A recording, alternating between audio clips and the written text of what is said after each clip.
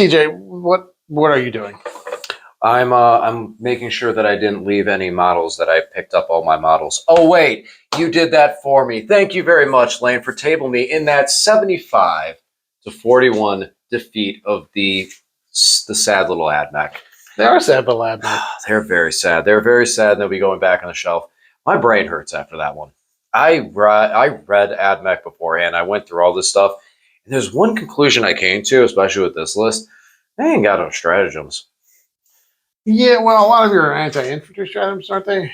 That go against infantry, and I didn't bring any today. Right. They're no, it's not anti-infantry strats. It's just you have one that I do zap damage if you're on an objective marker. I had the one for -1 to wound to me, but usually like situational, and a lot of it was combat. Just really didn't feel like there was a whole lot there, except for the breachers. Mm-hmm. I was really happy with the breachers. They were able to pick up a lot of dreadnoughts, and the tech priest Dominus. He may not be able to fix vehicles, but man, he sure can break them. That Volkite blaster is really nice. I really like that a lot. So it's an anti-vehicle 4-up and devastating wounds. So it's roll 4-up. It's immortal. It is devastating wounds for the Volkite blaster, mm-hmm. and then the enhancement that I take increases the number of shots by 3, and gives it anti-infantry 2. Anti-vehicle monster 4. So it's then able to pierce through, and that was pretty nasty. I did more work on a lot of things. You had a ton of 2-up armor. I had a ton of 2-up armor, and even though I did table you, it still at times felt like we weren't doing anything. There's a lot of dice being rolled and not a lot of wounds being adjusted. So I like the fact that Castellans are just on a 2-up now. I like the Castellan. I like these shooting based ones. I think those would have been really good. I didn't really get to see the combat based ones. Yeah. I mean, I don't remember. Did I forget to deploy them? What happened there? You did deploy them. They just didn't stay where they were deployed.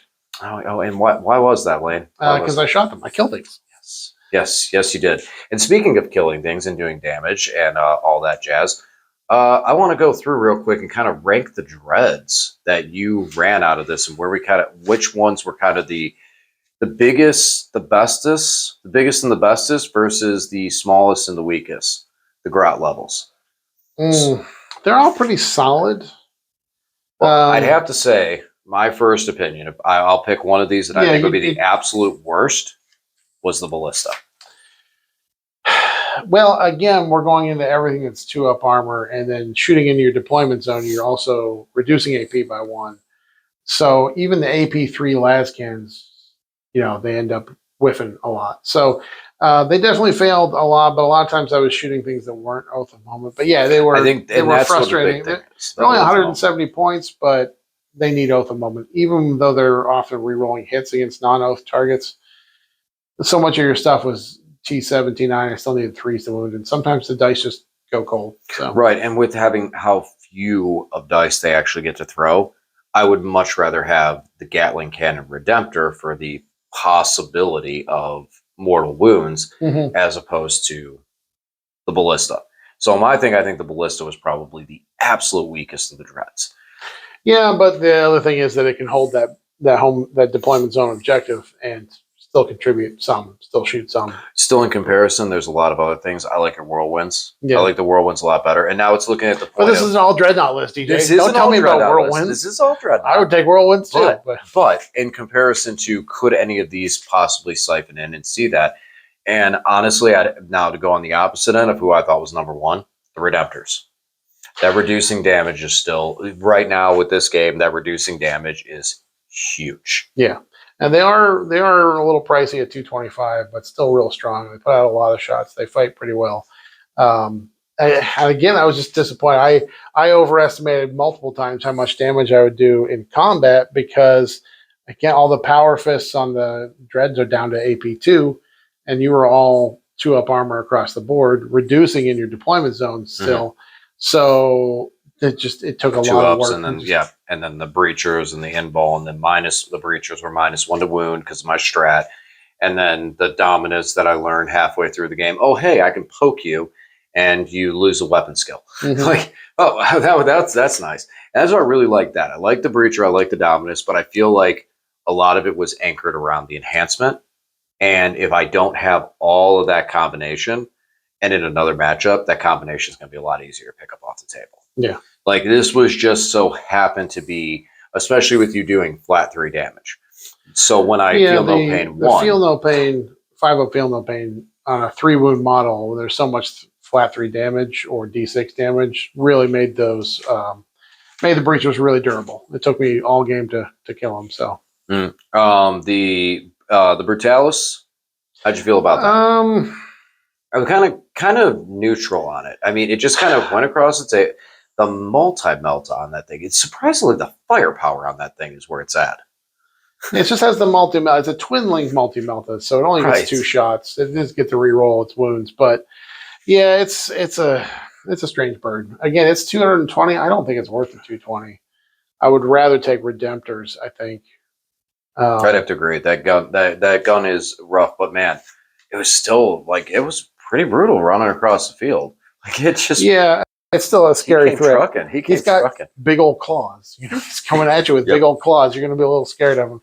Again, multiple times where I put things into non-oath of moment targets, which really just reduces Space Marine's efficiency in a huge way. What's the cost on the Contemptors? I think they're 160. I will consult. These little Mega DJ, Man you didn't kill one. They're 170. No, I killed one. I killed the one on the home objective. Oh, I forgot to roll to see if he comes back.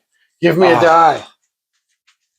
You still get your points for killing. Oh yeah, get the big one. All right. No, I'm not. I'm not using that one. Take it away. What do you have to roll? Just a 2-up. That's a 3. So he would come back up. You would still score for killing him. I'm not going to roll that thing. Get it away from me. You would still score for killing it. So you had overwhelming force for killing something. Hooray! Because they make it pretty clear. Oh no, I lost my home objective marker on the last turn. Yeah. Oh shucks. But Contemptors were how many? How much? 170. 170? 170, 175. That's not bad for them. I mean, they just have a multi-melta, a storm bolter, and their power fist. But again, the fact that they can just take a hit and then pop back up is kind of a big deal. And there was really not much of a threat with them marching across the table, and they don't bracket either. So there was definitely some interesting stuff. Now the problem I see, as far as an all dreadnought list goes, is are these as tough or as game breaking or as game winning as Imperial Knights? Obviously, they don't have towering keyword. It depends on what Imperial Knights you're running. Because some, like the Crusaders, they kind of have low AP and can be stuck in the same situation. Yeah, what we've seen with Grey Knights in the AP2 and AP1. Yeah, it's a thermal cannon bouncing around the table would be the big fear, because that thermal cannon being able to deep strike in, punk a knight, then bounce somewhere else on the field, punk another dreadnought, and start being able to pick up those angles.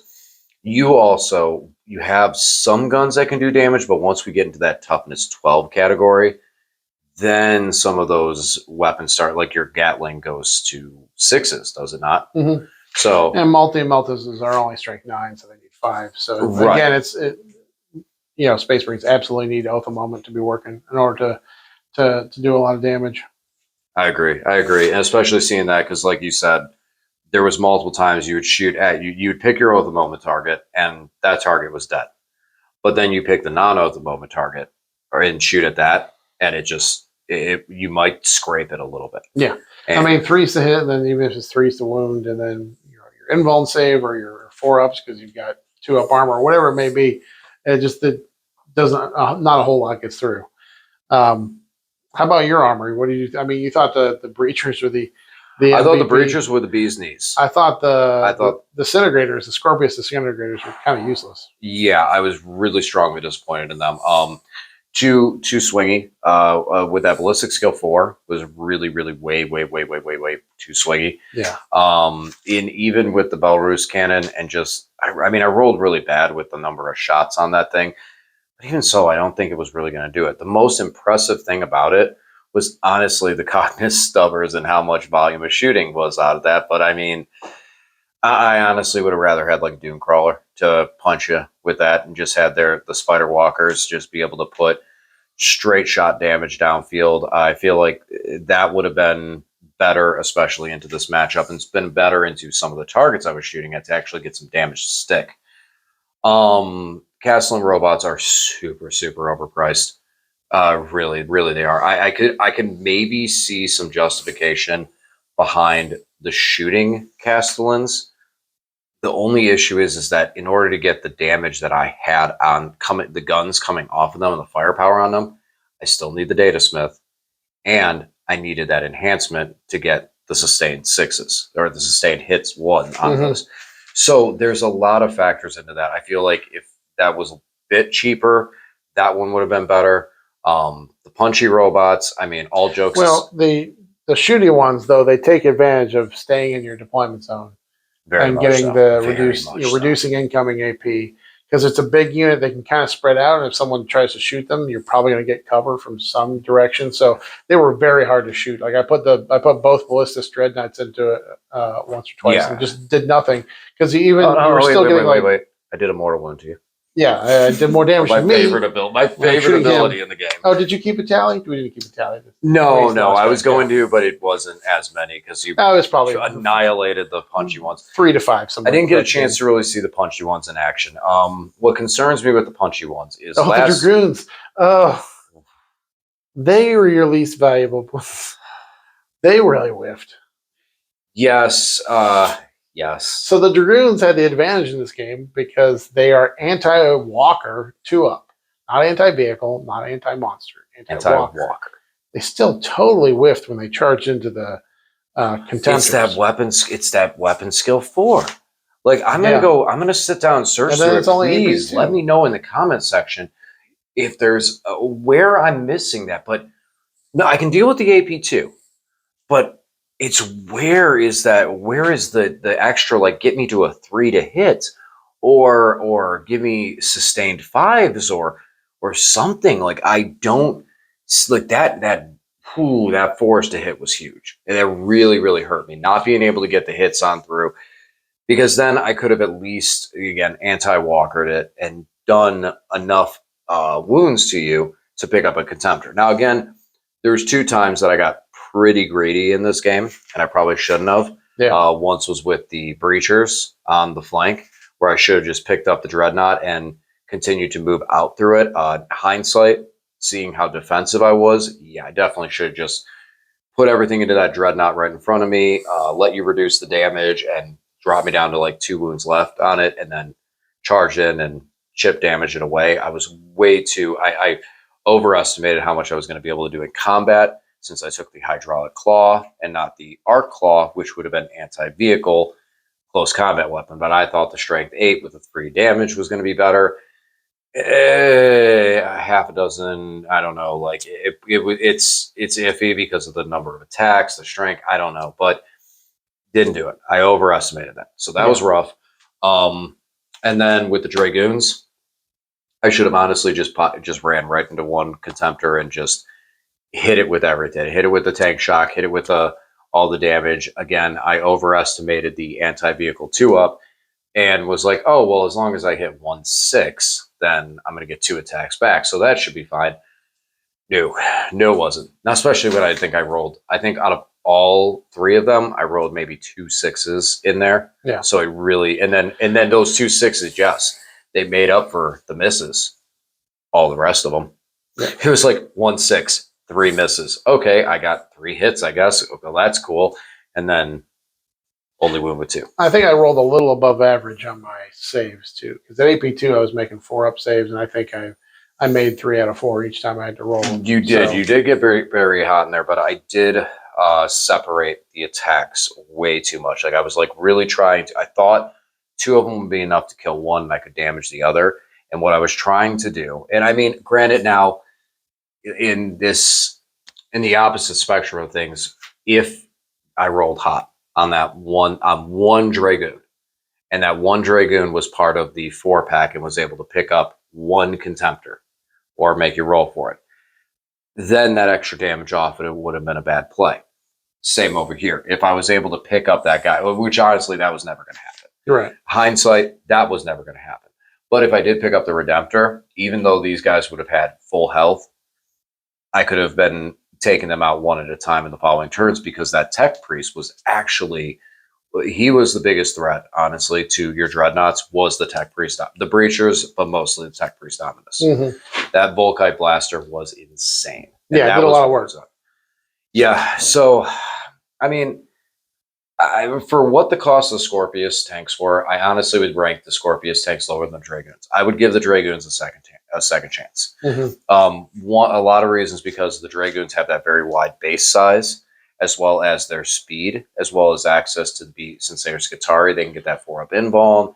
They can advance and charge off of a strat, and they can just cover a lot of. They can cover a zone and really block out. But I might be compelled to run it just as 2-mans, just so I have enough wounds in there to protect the unit. But the one big base, so it's like, oh, you kill one. Okay, here, I'm going to take this one, turn it sideways, and now you're not moving through here. Yeah, and especially if you had gone first, they would have been a huge benefit in this game by getting all the objectives and kicking them towards me right away. So, no, I mean, I got to as far as the game goes, and with that stuff, you got the one closest to this side, and you just push that thing all the way through. I didn't have anything to get over there. The only thing that I would have been able to was block you with the Scorpius and bring the robots over and try and shoot you down to bring it away.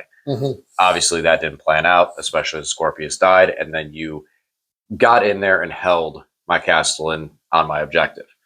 Over on the other side, I gave you a fight, and that's where it was back and forth, back and forth, back and forth. But you were able to keep the one objective marker away from going in or giving me a goal or scoring, from me getting it into your deployment zone. You're just able to inch it back out, back out, back out. I got 5 on it, but I couldn't finish off the. I couldn't finish it off. Couldn't score. Yeah. And then you had the one other objective marker, which I believe was the center objective marker, that you pushed towards me early. I pushed it out at an angle, tried to get it over to the breachers so I could move both of them along the breachers, which that was a good idea. It was a good thought up until breachers got smoked. So I probably should have kept going that way more so. Actually, I pretty much did. You just beat me up. I did that. I couldn't get enough guys over there to do it. Yeah, no, it's a different type of game. You have to have a different mindset. And obviously we were just building lists for maximum robots, so not necessarily for kicking footballs around the table. No, this is definitely a mission I would love to do again, but go the opposite way of it and go pure infantry, and maybe only 1,000 points in something like this, where it's just okay, infantry, 5 minimal squad sizes only, and something like that, and do maybe a rematch, Deathwatch versus AdMech, something similar. I got some Jawas you can kick around, but eventually we got to get that Death Guard. We got a rubber match still. I mean, Death Guard versus AdMech is probably a pretty fair fight, I think, at this stage. Yeah, point reduction. Well, okay, but to be fair, I was not even building competitive at all. Oh, yeah. So I wouldn't mind actually sitting down and looking at this. One of the things that I did notice from this first time playing it is there's a lot of scattered sporadic mortal wounds. And I feel like if I could get an army to spray mortal wounds consistently over the course of the game, just over and over and over again, then eventually I can start picking stuff up and go, okay, now you're weak, dead, and maybe move across with that. At least that's my thought. How you feel about the Blood Angels? No, they're fine. I really didn't pay attention to any of the other stratagems or use any of those. I probably should have taken a look at that. But no, I kept wanting to do double Oath a moment like my Deathwatch do, or use an extra AP strat because everything had 2-up armor. So I don't think I'm going to be playing much Blood Angels anytime soon, but I thought it would be anything to try with the Dreadnoughts. Most definitely. All right, man. Well, once again, final score, Deathwatch 75. And AdMech only mere 41. Did you have any closing thoughts or statements? I like big robots. You like big robots and you cannot lie? I cannot lie. Cannot lie. Guys, thanks for watching, and we'll talk to you again soon.